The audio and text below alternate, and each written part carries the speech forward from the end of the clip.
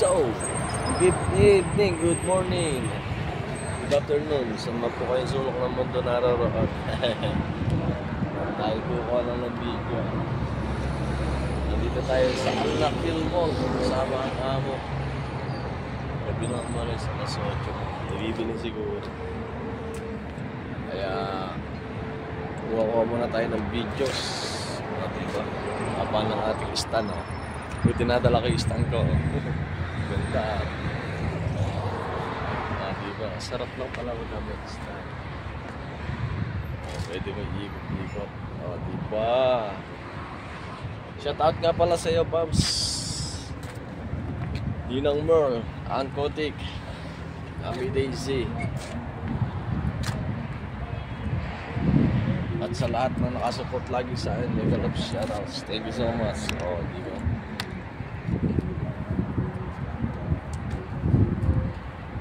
Video muna tayo.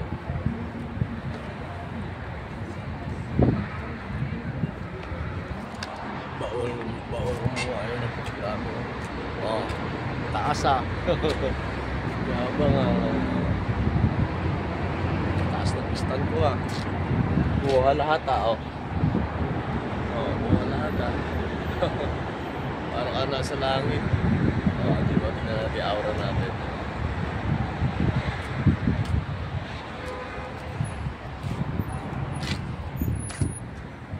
Kuwang-kuwa lahat ba? Kuwang-kuwa.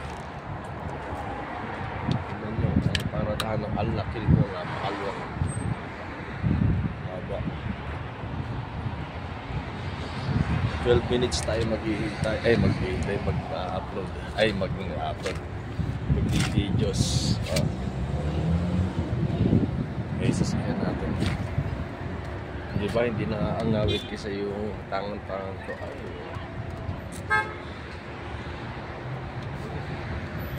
Katawa lang. Merong paparada na sana ako kanina. Kwento ko lang. Parada na sana ako kanina. Nulukoy pa ako nung Pakistan. Ako unang paparada. Hindi ko kasi na-videoan Ako unang paparada na ipagtalo pa ako. Ngunit babaeng Arabo yung papalit. Nauna akong paparada, ako nauna. Kasi siya paalis. Nakikipagpilitan, kausap daw niya sa cellphone yung mga babae. Sabi ko sa niya, Jawal. Ayaw naman ipakita yung cellphone niya. Kung kausap niya talaga yung mga babae. Gago. Ako pa lulukuhin niya. Kausap daw niya. Hindi naman yung kausap. Diba? Diyan pumasok si amo sa gate 5. Ay! Ganda pala po. Ganda. Malisangan na guys. Kaya, tapos highway. Diba highway? Haba na stand natin. Hindi pala makikita yung stand. Haba pa natin. Diba? Meron akong alam, ngunit di ko sasabihin. Pag pinilit mo, sasabihin ko na rin.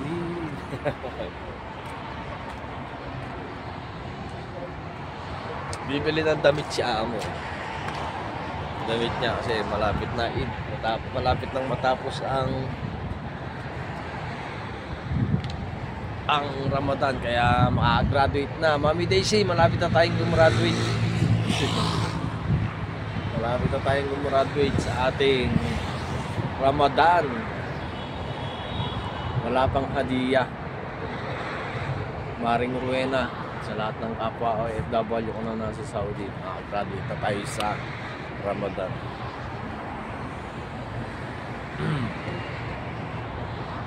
Sana makakagusto tayo ng 12 minutes bago tumawag si amo. Bago lumabas. Pero mamaya pa yun.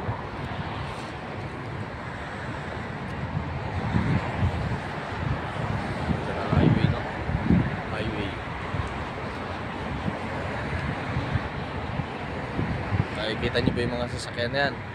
Ayan. Ayan pa. Ayun pa. Hindi sa akin yan. Sa kanila yan.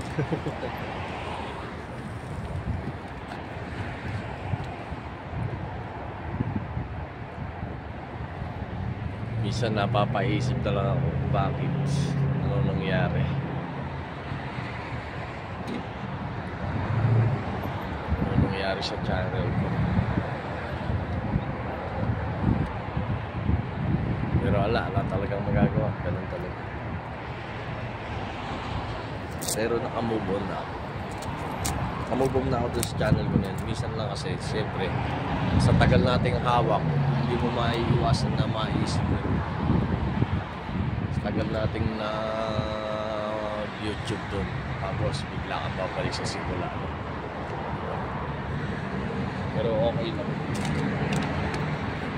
Hindi talaga para sa atin yun. Para sa kanila yun. Diba?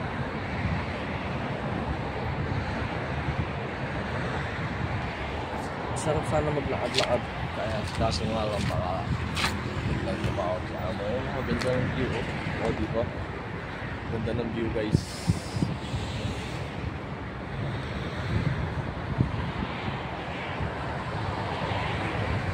Kami dito na pupunta sa mall.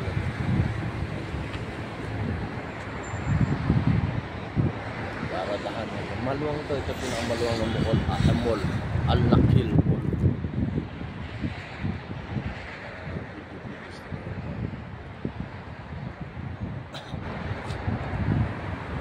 Shoutout ko na rin pala si Ninong Opo Yoyo na lagi natin nakasupport sa akin.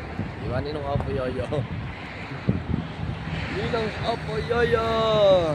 Yan ang unang si Ninong Opo Yoyo, maibida ko pala. Yan talaga ang unang ibang lahi na umakit sa akin na naging ka-good vibes ko, si Ninong Opo Yoyo. Tapos sumunod si NC. Si NC naman, nito ko lang din nakakita niya si NC. Tapos umaakit ako sa kanya. Yun, nagulat na lang ako. Bigla niya ako inaya ng back to back. Hindi ko alam eh. Hindi naman maganda boses ko. Siguro sa mga kinakanta ko, si NC, yung mga kinakanta ko, alam niya din. Kaya siguro si NC naman, inaya niya ako para mag back to back kami. Dahil yung mga kinakanta niya, alam niya yung mga kinakanta ko. Kahit Tagalog, pagaling yun si NC. Si Brother Opo Yoyo naman ngayon, ayan, meron na siyang Lola Indomie na teacher. Kaya marami na natututunan si Ninong Opo Yoyo. Una-una sa live yan si Ninong Opo Yoyo. Ako unang umakit sa kanya kay Ninong Opo Yoyo. Ako unang umakit sa kanya bago siya umakit sa akin. Ayun, simula nung umakit ako sa kanya, umakit siya sa akin. Sasalitan lang kami ni Ninong Opo Yoyo na nag-susuportahan. Lalo na ngayon kasi hindi siya pwedeng bumirit ng bumirit ngayon. At dahil Ramadan, lalo na pagka naka-live ng maaga tayo, hindi tayo makakita niyan. Makakanta man yan siguro 2, 3, ganun. Kasi ala, syempre habang makakanta tayo, inom tayo ng tubig. Siya bawal dahil isa siyang Muslim.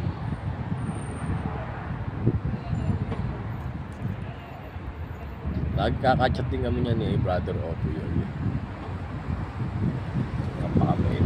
Opo Yoyo. Tapos nakilala niya na si Lola Indomie.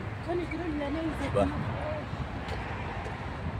Nakilala niya na si Lola. Oh, si Lola Indomie from Lebanon.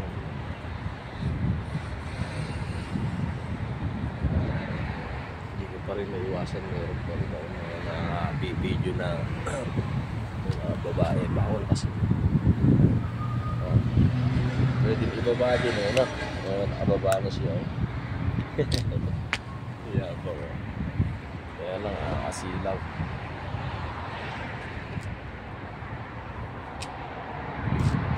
May libot-libot sana ako kaso nakapigyan din ako sa ganda to sa gawin.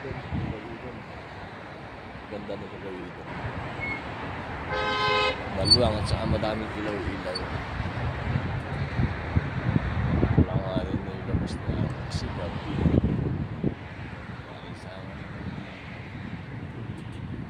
sa bansang aking pinalad.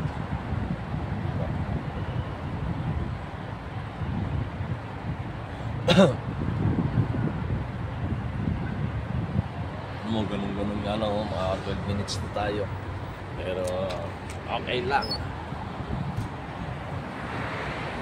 Nalaglag ata yung cellphone ko. Alright, kaya nalaglag ka, bibili ng second hands.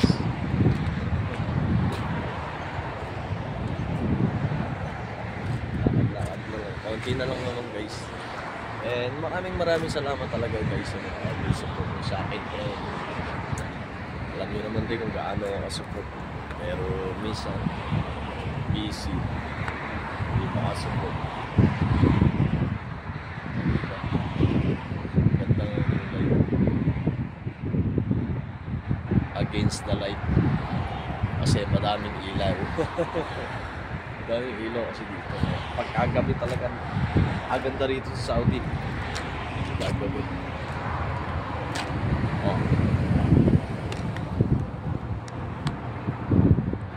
Oh. Entrance stairs. Paano guys? Malapit na tayo mag-start mag-end, and maraming salamat guys sa love and support niyo sa akin, and God bless po sa inyo lahat. Hanggang dito na lang guys. RMGB Vlogs. Bye bye and God bless. Yeah.